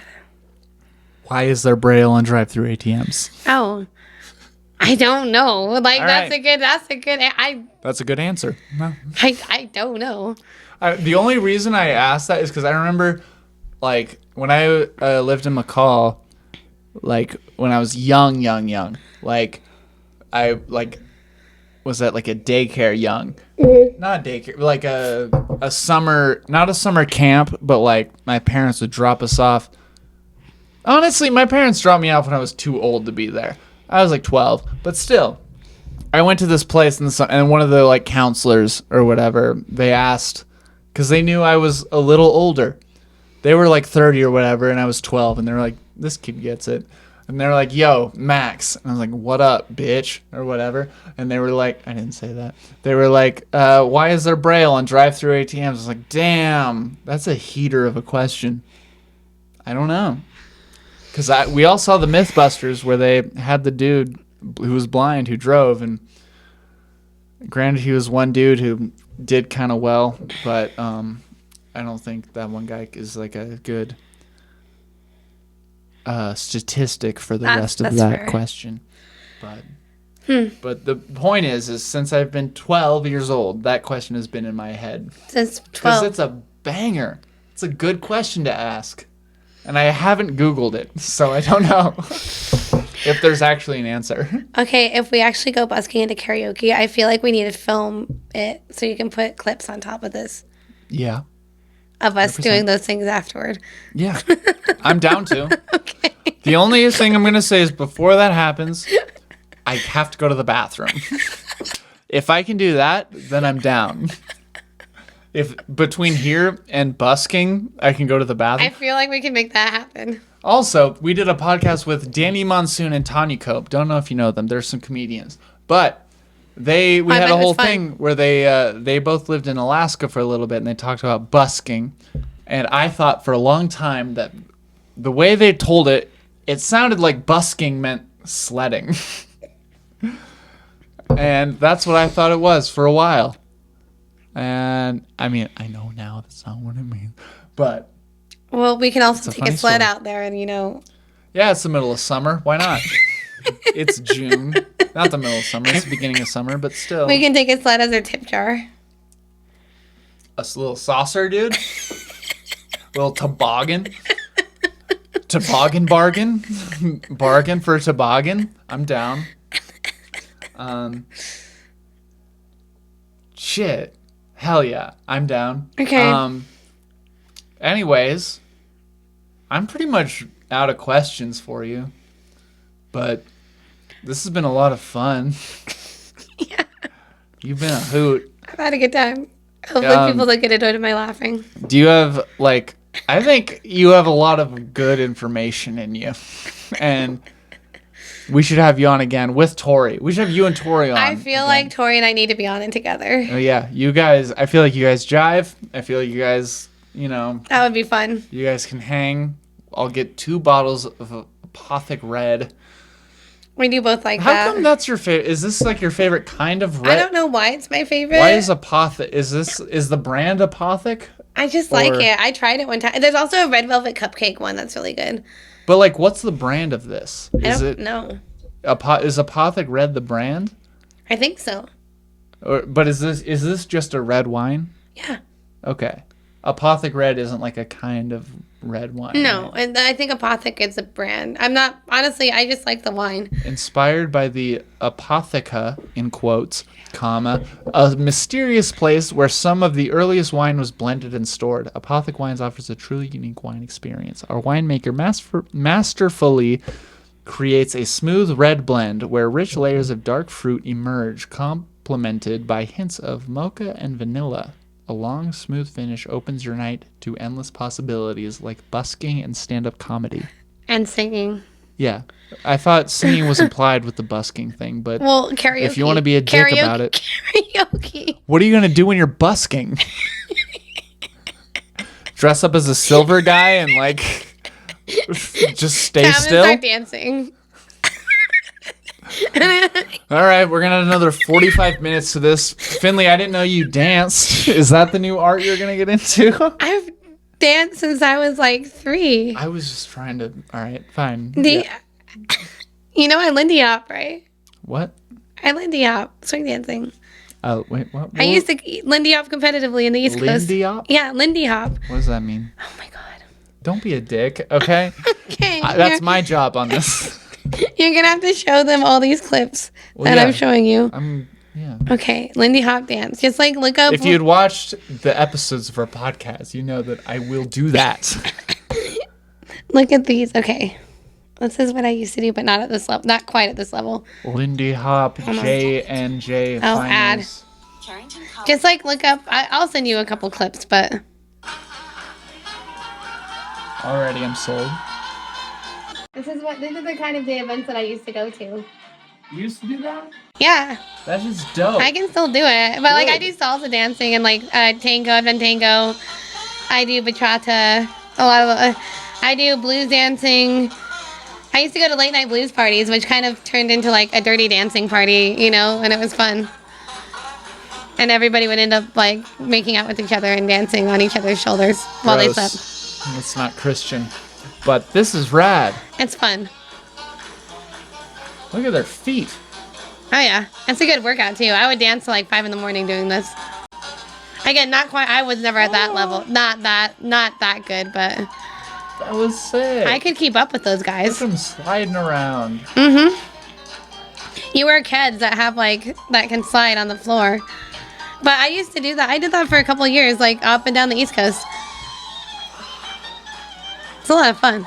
They do it here. They don't do it right here necessarily. Like they do it like it's not the same on the East Coast. Put it that way. It's like it's different. Oh, yeah, I believe it. Like there are some people who know because they go to exchanges and stuff, so then they know the actual technique. But a lot of It's like LA, you go to do this to like be famous. On the East Coast, you do this to live. oh yeah, no, people like thrive off of this. Like some people they just work. They like this is all they do. I love that. It's fun. Wait, and then I have to show you. Let's see if I can find the blues dancing because blues dancing is like. Oh, I mean, it's not quite. It's different, but it's fun.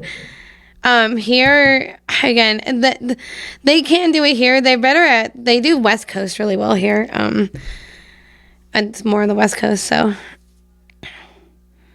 Not that I can do it very good right now because I've been out of practice. So. I used to do it a lot more. Can you take me I don't really have any room. I don't really have any room to talk anymore because I'm not as good as I used to be at all. You're only not that good because you're saying that, but But this is the blues dancing that we used to do in like late night parties and stuff. And we do house parties with like this kind of dancing, and it was a lot of fun. dude, that's so cool. I actually got paid to DJ at an exchange too. Once they like paid me, they gave me a free pass, and they gave me like $25 an hour every time I DJ'd. And back then it was like really good money, because it was like back in 2012, $25 an hour was amazing. For some reason, I was expecting you to say back in 1940, that was. I was like, Findley, what? I thought you're too. I was like chill out. Back in 2012, $25 When an hour. $25 meant something, fuck you. That means something if you're doing it from dancing, I guess. That's pretty cool. But yeah, I was DJing. You're making construction worker pay. Yeah. That's good. For dancing, dude? Well, not for dancing, but for DJing, because I would DJ. Just let me give you a compliment, okay? But the dancing was fun. But yeah, I miss those house parties, because those house parties, those are the type of house parties I wish they had here, because I love those house parties. I agree. All the parties right now, like, I miss the dancing there's house. nothing choreographed. It's all like, We don't choreograph anything, but no, like, it's just let's get fucked up and listen to the Drake and Kendrick beef. Like, oh, come on. Boring. no, but like the blues, I mean, No, and then that's- having like we would like if there was a piano, you know, it's like there was always somebody that knew how to play piano, and they would get on the piano at the house, and like we would all sit around and like. These are parties when like getting as fucked up as you can was like the 5th or 6th priority. Oh yeah, no, Yeah. like people would They were drink, like, let's but put it's on like a party. no, we wanted to dance, and we were there for the music and the dancing, like not the drinking. That's beautiful. So I it think. was fun. And like I drove from Pennsylvania to DC to go to a party for 2 hours, and then I had to come back and go to work in the morning.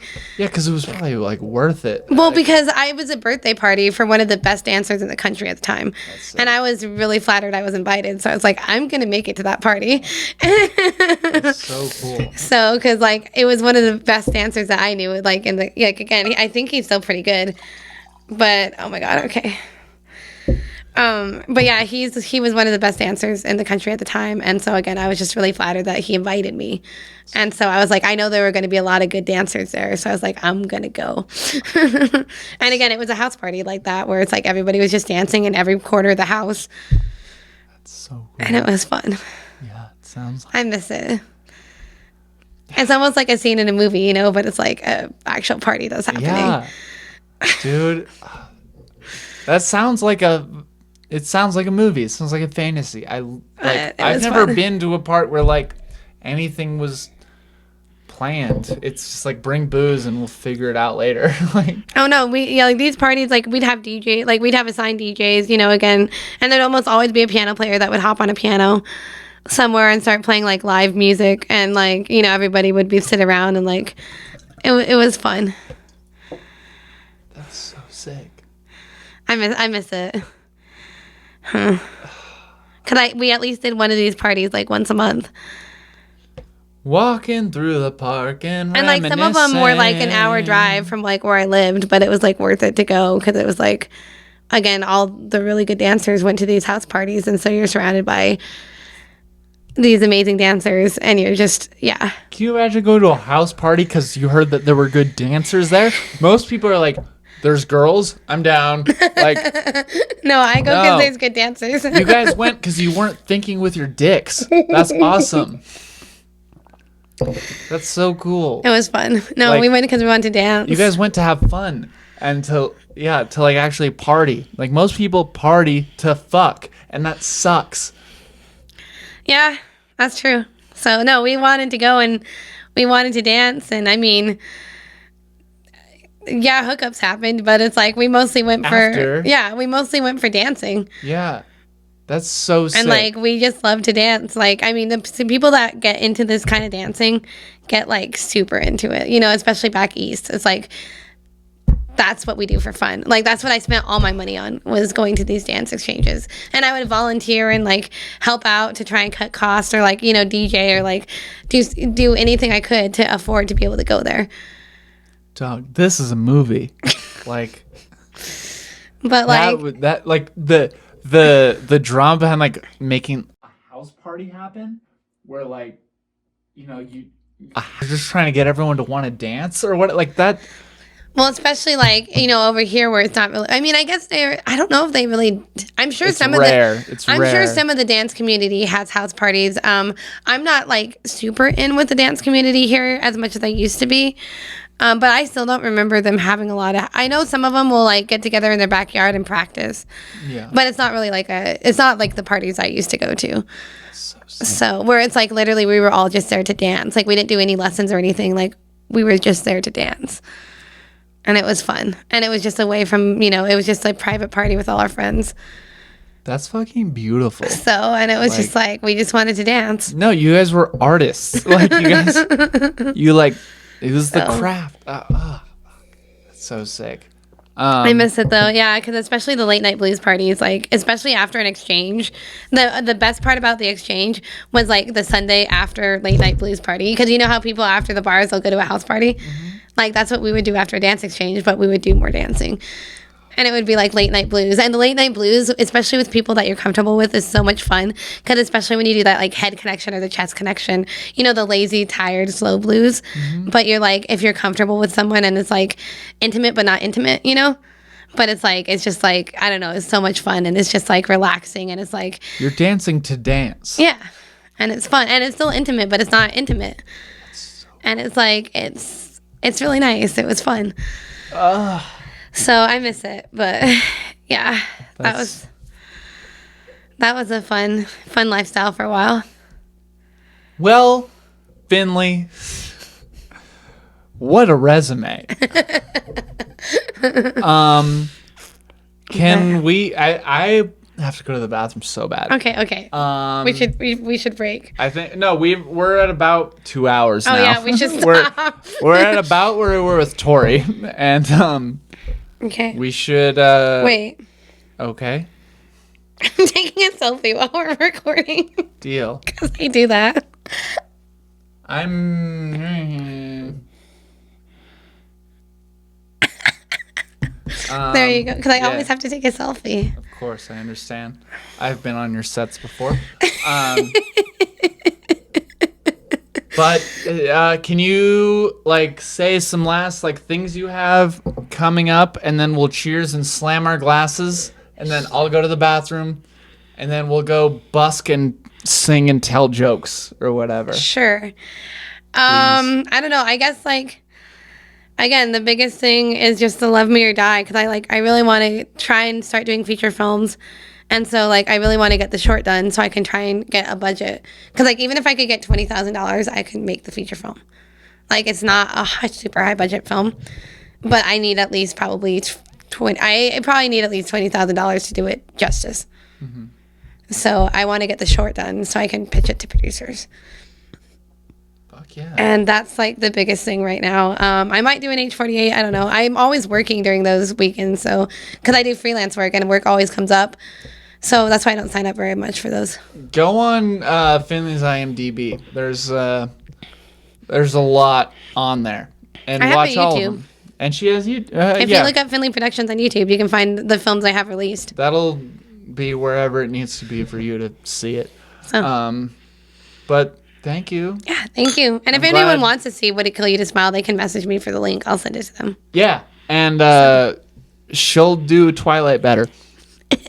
Let's slam our drinks and get out of here. All right, sounds good. Oh my god, I don't think I can chug wine. You want some sparkling water in it? Mm-mm. All right. All right, that's about as good as a slam as you're going to get from me. With the wine. Fair. Okay. Sorry.